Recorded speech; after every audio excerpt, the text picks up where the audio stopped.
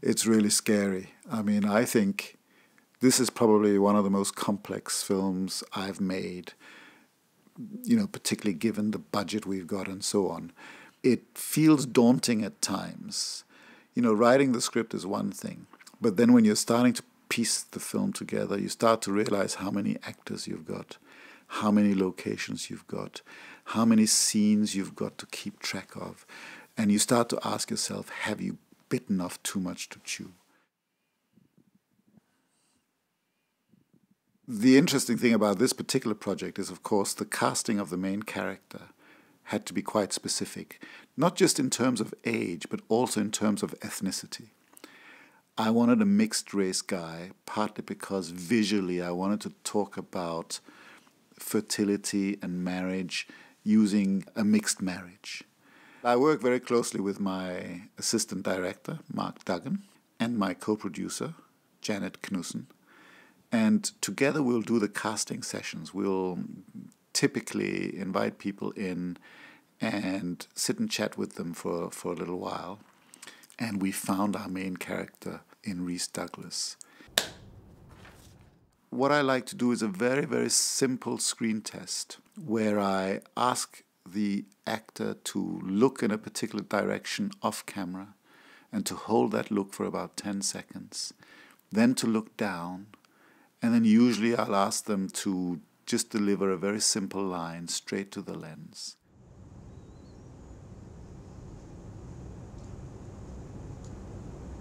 Suddenly, I feel like there's so much more I need to find out from you, Mum. It's funny, isn't it? When you're young, you're just thinking about the future all the time. Then you realise at some point, that without knowing the past, there is no future. I find this simple exercise is very, very effective because it does a number of things. It tells me that I can work with an actor, for example, that they can follow some simple instructions. Now that might seem like a silly thing, but for me the eyes are the most important and expressive part of the body. Once we had this main character, of course, we would then be able to cast an older woman, which is what we wanted. Because of the nature of the story, we had to believe the age difference, and we had to believe the nature of their relationship. It's very quick to see whether somebody's right. I mean, sometimes it just takes a single look and you realize, oh my God, that person is just perfect. That is the character. But a clairvoyant is not the type of person to go to a clairvoyant. Can you tell me the whole story?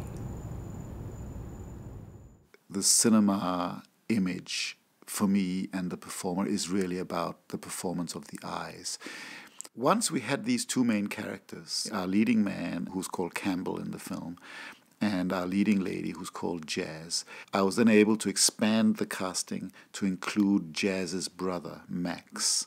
So gradually I've built up the cast in this kind of way, moving out from the key characters and expanding out into the wider body of the characters that we're using. I mean, often you get your one character that you're looking for, and some of the other people you've looked at actually are perfectly good actors and actually would fit different characters. So, although we were looking for a group of men who were going to fill the Max role, we were able to look at some of the other people we had brought in for other parts that we had. And it's on that sort of level that I'm often casting. I'm just looking at a kind of intuitive reaction to a person in the sense that, yeah, that person is the doctor. It fits. There is a scene, or actually there are some key scenes in the film that involve a group of homeless people. Could I, if necessary, work with this group of people and improvise on set? So during the audition session for that group of people, we actually got them together as a group.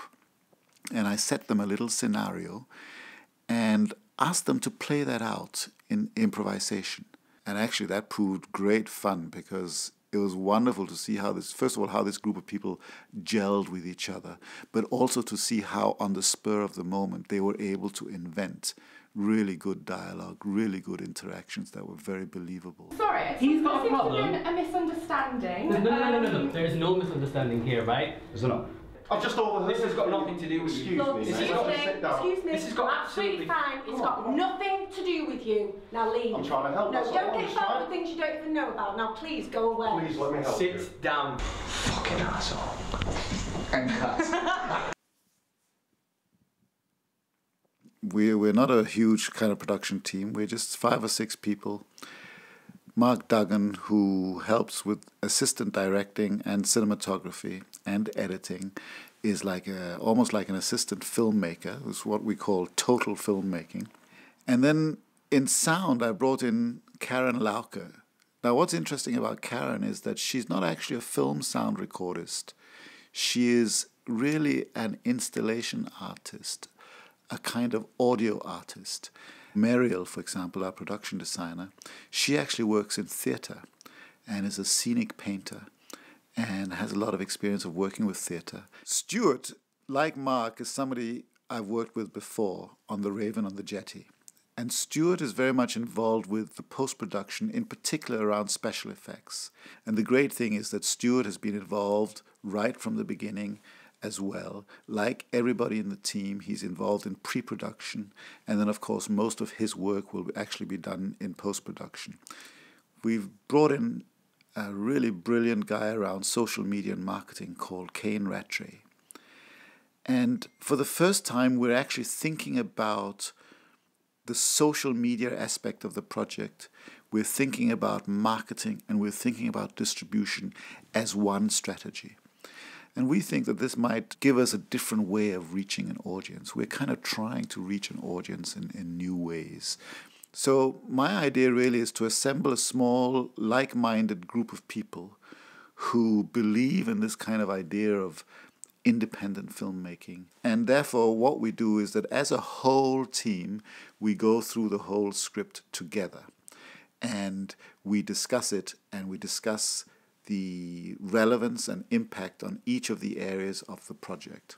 So it's very important to have one big meeting like that so that everybody can feel that they're all participating in the same project. They're not just doing a little bit, but they're actually part of a bigger whole. It's almost like you're bringing together a family to create something personal, something important. And that means actually having meetings with people. And I love bringing together the cast and crew well before a production to discuss various aspects of the project.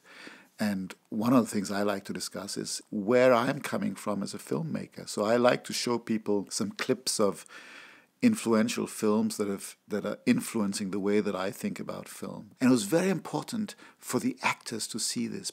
I wanted to show them different kinds of cinema. A cinema that's not just about recording a dramatic performance, but a cinema that is about constructing imagery in which performance is a part. I love this railway arch and the trains coming through and the noise of it. Here's another one, and then potentially the homeless people could have sort of set up camp. Do you see the train? On a bigger budget film, if you suddenly wanted a certain type of location or whatever, you would just throw money at it and you would either hire the kind of place you had in mind or you would build a set. One of the most enjoyable parts of low-budget independent filmmaking is actually looking for locations. And often we have very, very fortuitous encounters with locations. During our production meeting, we were having a discussion about a care home that we needed for the film. And then out of the blue, it turns out that Mariel, our production designer's cousin, happens to own a care home in the Midlands. And we visited it, and it was a perfect location for us. In the scene when he arrives to visit his mum, so he arrives, we just see him walking down one of this lifeless corridor, and at the end, in a long shot, we see him stop looking in through one door, and he says, "Hi, Mum," and he goes in. The next shot, they're outside, yeah? Janet was talking to a lady she works with whose son-in-law owns a business in Halifax. In the middle of this modern office, there was a greenhouse where they often have meetings. And this turned out to be perfect because the scene that we're dealing with is about gestation, is about fertility, is about growth. Now, that's not something that we could have even imagined. That's a good example of how sometimes you need a bit of luck, or as I prefer to call it, good fortune. So when I have these encounters with locations, even with people, and somehow these things start to fall in place, I see it almost, it might seem rather bizarre, but I see it almost like the story and the film wanting to put itself in place. Meryl, our production designer, obviously is also in charge of costumes, and she has access, actually via her theatre work, to a whole bunch of costumes. But what's also been interesting is us working with the actors themselves. And this is something that's been new for Meryl, because working in theatre, she's been used to actually sourcing all of the costumes for actors from a professional service. But what we're doing is that we are asking actors whether they've got specific things, and then we're complementing what they've got and building up a personal profile in their costumes. We can't afford to spend our way to solutions, and that is one reason why we work as much as possible with what we've got. One of the ways of coping with a production of this scale and the kind of budget we've got is that we've looked at scheduling the film over a 2.5 month period, so that we are only shooting 2 to 3 days in any one block. And that gives us just that little bit of breathing space, in the sense that we don't have to get absolutely everything in place on day one. I never really think about the camera. It's whatever I've got. And at the end of the day, I suppose it's whatever you feel comfortable with. Actually, it doesn't matter. I mean, at one stage, we even thought of the idea of shooting the whole thing on a mobile phone. I mean, that's possible too. I think these days, camera technology is so good. In some cases, people say it's too good. Some of the lenses are too sharp. You know, the resolution is too high. And I think it's actually irrelevant to think about equipment as such. What you want to do is tell a great story. And I think creative people work with whatever they can get their hands on. With the Leica SL, we needed to test the different profiles that were available, the different settings in terms of contrast and saturation and so on. We're kind of going back to the old-fashioned way of thinking of getting as close to the actual image we want in camera. You know, we actually went out one evening and we did a kind of fun experiment where we tried all the different variations of the settings related to contrast and to saturation.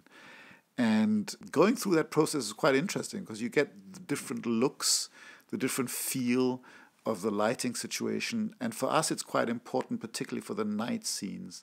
We were always planning to start shooting in January. But then I think it was Mark Duggan who suggested that would it not be nice to set the film in those few days leading up to Christmas, partly because of the connection to the birth of Jesus and the Immaculate Conception and so on and so forth. And I just thought that was an absolutely brilliant idea. What that also allowed us to do is the fact that we could start shooting a little bit just before Christmas, and it got us going. It gave us a real focus for a start. The most nerve-wracking part of a production for me is immediately leading up to principal photography. You know, you have to get everybody in the right place at the right time. You have to get into a rhythm of working. You want your early scenes to be shooting well, so that things are going well. That sets the tone for the rest of the shoot. When the going gets tough, you just have to get your head down. You have to realize, as the Chinese say, that even a 1,000-mile journey starts with a simple step, and then another step, and another step, and eventually you'll get there.